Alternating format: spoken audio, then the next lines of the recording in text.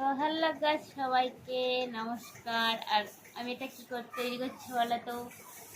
কালকে শ্রাবণ মাসের লাস্ট সোমবার, তো এই মালা গেচ্ছি, মা ফুলের দোকান দেবে, তার জন্য মালা গেচ্ছি। কার কার লাগবে বলো? এই যে এখন তো মালা তো একদম বাবার ফেভারেট। তো কারোর লাগলে অবশ্যই কমেন্ট করে বলো, মাল ডেলিভারি দিয়ে দেবো, ফুল ডেলিভারি দিয়ে দেবো অবশ্য।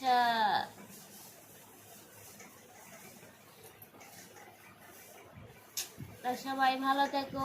আর এই যে মা এগুলো নিয়ে এসছে, লুজও কিনে নিয়ে এসছে, মালাও কিনেছে। মালার তো অনেক দাম, তোমার 400 টাকা পেটি। তো কটা থেকে মা?